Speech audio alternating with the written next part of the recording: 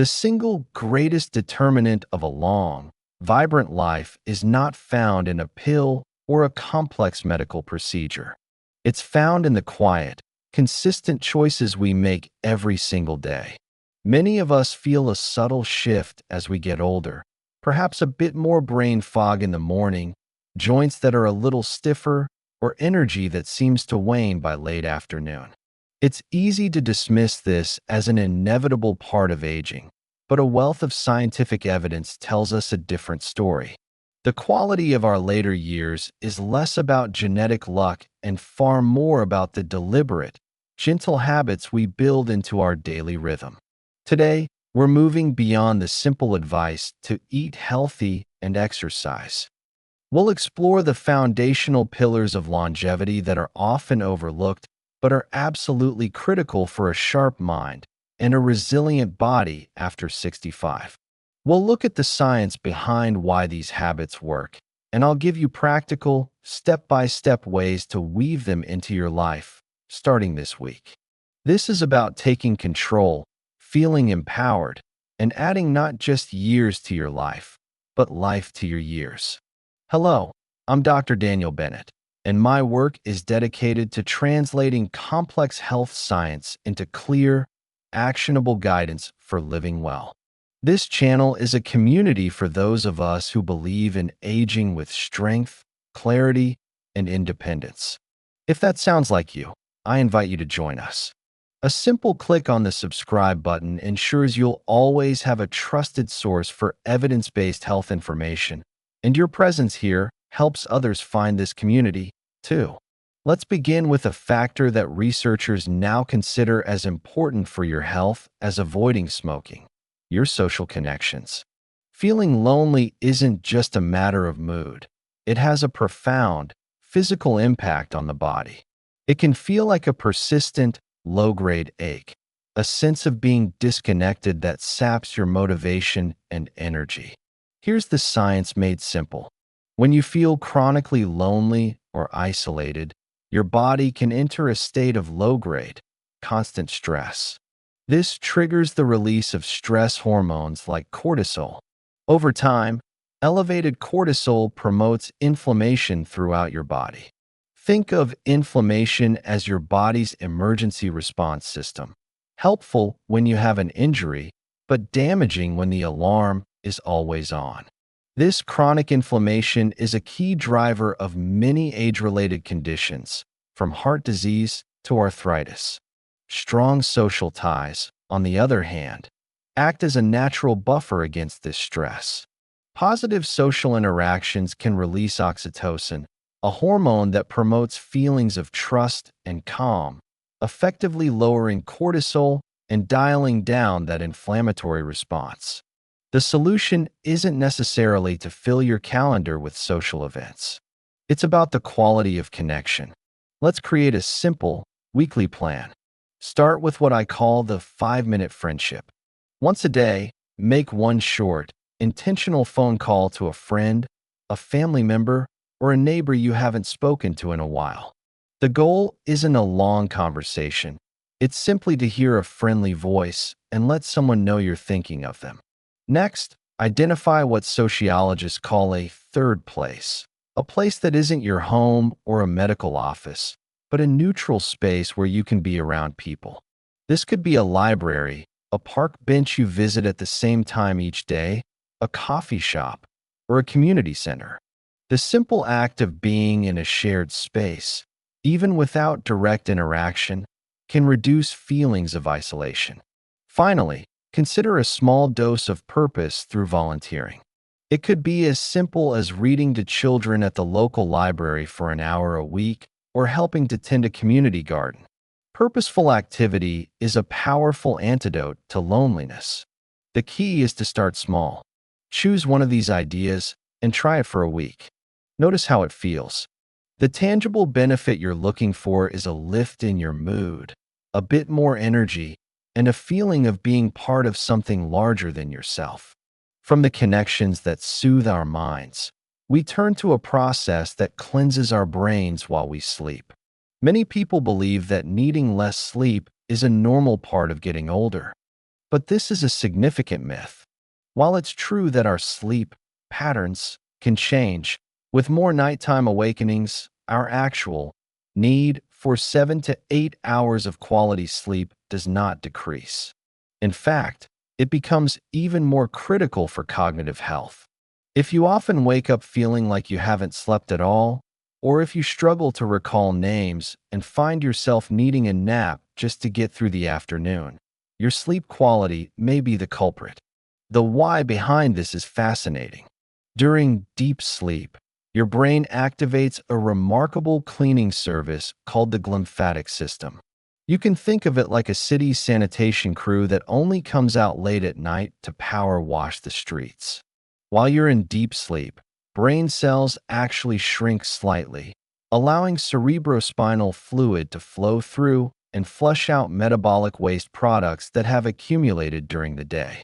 One of these waste products is a protein called amyloid beta, which is strongly linked to the development of Alzheimer's disease. Without sufficient deep sleep, this cleanup process is incomplete. The trash gets left behind night after night, which can impair cognitive function and memory. So, getting restorative sleep isn't a luxury. It's essential brain maintenance. The solution is to create a consistent pre-sleep routine, which I call the sleep runway. Just like a plane needs a long runway to safely take off, your brain needs a period of transition to enter deep sleep. Aim for a 60-minute wind-down period. For the first 30 minutes, focus on light and temperature. Dim the lights in your home. Bright light, especially the blue light from televisions, tablets, and phones, is a powerful signal to your brain that it's daytime. It actively suppresses the release of melatonin, your natural sleep hormone. At the same time, signal your body that it's time to cool down. A warm bath or shower can help with this. While it seems counterintuitive, the subsequent drop in your body temperature after you get out signals your brain that it's time for sleep. For the final 30 minutes, it's all about calming your mind. This means no screens. The light is one problem, but the content, the news, emails, stimulating shows, is another. It keeps your brain in an alert, problem-solving state. Instead, pick up a physical book or a magazine. Listen to calming music or a guided meditation. A few minutes of gentle stretching can also help release physical tension. As a safety note, if you consistently snore loudly, wake up gasping for air, or feel excessively sleepy during the day despite spending enough time in bed, it's important to speak with your doctor. These can be signs of sleep apnea, a treatable condition that severely disrupts sleep quality. By implementing this sleep runway, the benefit you'll notice first is waking up with more mental clarity. Your ability to focus may improve, and your mood can become more stable throughout the day. This simple, nightly ritual is one of the most powerful things you can do for your long-term brain health. Now that we've covered calming the mind and cleaning the brain, let's talk about calming the body itself by addressing chronic inflammation. When you hear inflammation, you might think of the redness and swelling around a cut or a sprained ankle. That's acute inflammation, a healthy, short-term immune response. The problem for long-term health is chronic inflammation. This is a different beast entirely. Imagine a tiny, smoldering fire inside your body that never goes out. It doesn't cause dramatic, visible symptoms, but it's always there, humming along at a low level. This constant state of alert wears down your body's systems and silently damages cells, tissues, and organs. This smoldering fire is now understood to be a major contributing factor in nearly every major age-related disease, including heart disease, type 2 diabetes, arthritis, and even cognitive decline. For many, it manifests as persistent joint aches, morning stiffness, or unpredictable digestive issues. The most powerful tool we have to put out this fire is not in the medicine cabinet. It's in the kitchen. Your food choices can either fuel the fire or provide the water to extinguish it. The goal is to build an anti-inflammatory eating pattern, and we can start with one simple rule: the colorful plate rule. The vibrant colors in fruits and vegetables, the deep blue of blueberries, the rich green of spinach, the bright red of bell peppers, come from natural compounds called phytonutrients. These compounds are powerful antioxidants and anti-inflammatories. They work in your body like a team of tiny firefighters, neutralizing the damaging molecules that fuel that chronic, smoldering fire. Your goal is simple. At lunch and dinner, aim to have at least 3 or 4 different natural colors on your plate. Next, let's focus on a specific type of fat: omega-3 fatty acids. These fats are essential for building the body's own anti-inflammatory molecules. The best source is fatty fish like salmon, mackerel, herring, and sardines. Aim for 2 servings a week. A 4-ounce serving is about the size of a deck of cards. If fresh fish is outside your budget, don't worry. Canned salmon, sardines, and mackerel are fantastic, affordable, and equally beneficial options. For plant-based sources, incorporate 1 to 2 tablespoons of ground flaxseed into your oatmeal or a smoothie, and enjoy a handful of walnuts as a snack. Finally, look to your spice rack. Turmeric contains a powerful anti-inflammatory compound called curcumin. To enhance its absorption, always pair it with a pinch of black pepper. You can add it to soups, stews, or roasted vegetables. Ginger is another potent anti-inflammatory. A simple way to incorporate it is to make a warm ginger tea by steeping a few thin slices of fresh ginger in hot water. If you're finding these practical steps useful, a quick click on the subscribe button ensures you'll get our next video on protecting your bones and preventing falls. A quick safety note here: if you are taking blood-thinning medications, such as warfarin, it's important to talk with your doctor before you significantly increase your intake of omega-3s or start taking supplements like turmeric, as they can have a mild blood-thinning effect. By gradually shifting your plate towards these anti-inflammatory foods, the tangible benefits you might notice are less stiffness in your joints, better digestion, and an overall sense of well-being. This brings us to our next pillar: movement. We often think of exercise as being for our heart or for weight management, but its benefits for aging well are much more profound, especially for our brain and our metabolic health. The feeling that it's getting harder to get up from a low chair, losing your balance more easily, or getting breathless walking up a flight of stairs. These are signals that we need to prioritize movement not just as an activity, but as essential medicine. Let's look at 2 simple mechanisms. First, your muscles are your body's primary sugar sponges. They are massive consumers of glucose from your bloodstream. When you use your muscles, they pull sugar out of your blood for energy, which helps keep your blood sugar level stable. This process is crucial for maintaining insulin sensitivity. Insulin is the key that unlocks our cells to let glucose in. As we age, our cells can become resistant to insulin, forcing the pancreas to work harder and harder, which can eventually lead to type 2 diabetes. Keeping your muscles strong and active is a primary defense against this. Second, movement is like fertilizer for your brain.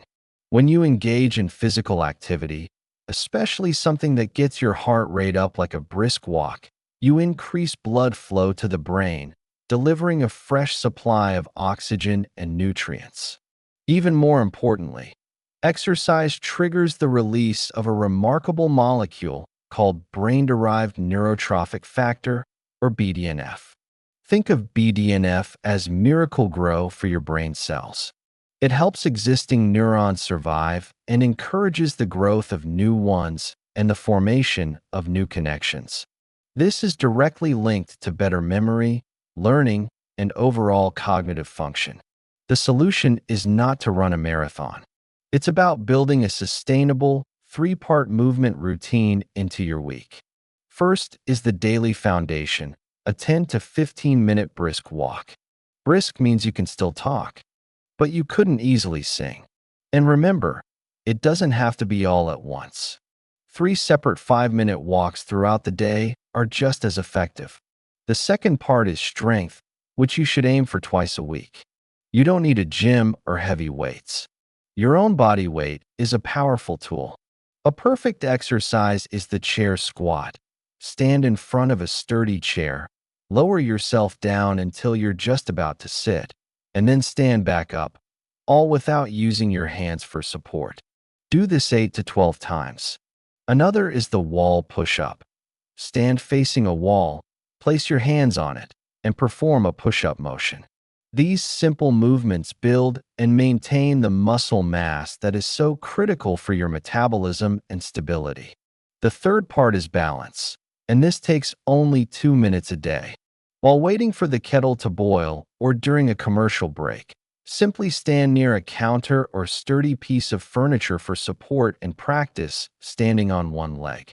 Start by holding on, then try hovering your hand just above the support. Aim for 20 to 30 seconds on each leg. This simple practice trains the small stabilizer muscles and the neural pathways that help prevent falls. Always listen to your body. If you feel any sharp pain, stop immediately.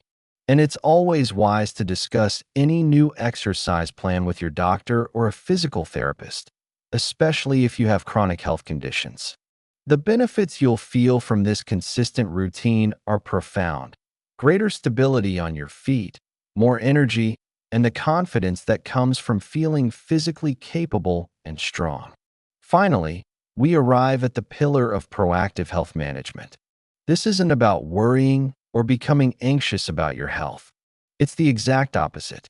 It's about being an empowered, knowledgeable partner in your own care. Taking charge of this area can alleviate the anxiety of the unknown and prevent small, manageable issues from becoming serious problems. The science here is straightforward. Preventative screenings and self-monitoring are like being a good detective for your own health. They allow you and your doctor to find small clues, like a gradual rise in blood pressure or a subtle change in blood sugar, long before they cause any symptoms. Catching these things early, when they are at their most reversible or treatable, is one of the cornerstones of healthy longevity. So what should you focus on? Let's create a simple checklist. First, know your blood pressure numbers.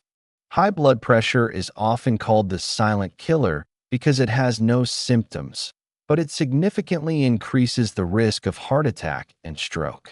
A reliable home blood pressure monitor is one of the most empowering health tools you can own. Check your pressure at the same time a few times a week and keep a log. In general, a target for home readings is below 130 for the top number, systolic, and below 80 for the bottom number, diastolic. But your doctor will give you a personalized goal. Second, stay on top of key annual blood work.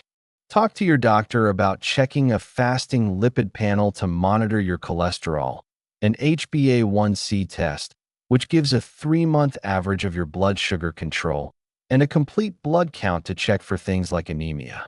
Don't be alarmed by a single number that is slightly out of range. The most important thing is the trend over time, which you can discuss with your clinician. Third, be diligent about your recommended cancer screenings. This schedule is personalized based on your age, gender, and health history, but it typically includes screenings for colon, breast, cervical, and prostate cancer. These tests are designed to find cancers at their earliest, most treatable stages. Follow the schedule that you and your doctor have set. The tangible benefit of this proactive stance is peace of mind. It's the quiet confidence that comes from knowing you are not leaving your health to chance. You are taking responsible, logical steps to protect your future, allowing you to focus on living your life fully. The journey to a vibrant, longer life is not about a radical overhaul or a search for a miracle cure. It's about the gentle power of small, intentional choices that you make every day.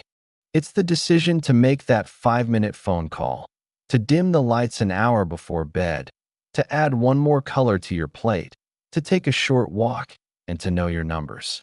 This is not about perfection, it is about direction. Every small step you take is a powerful investment in your future self. Be patient and compassionate with yourself as you build these new habits. Each one is a victory. I'd love to hear from you. In the comments below, please share just one small habit you feel inspired to try this week. Reading through the ideas and encouragement from others is a wonderful way for us all to stay motivated. If you found this guidance helpful and clear, please give the video a like and consider subscribing. It costs you nothing, but it tells YouTube that this is valuable content, helping other people over 60 find calm, credible information to support their health. Thank you for spending this time with me.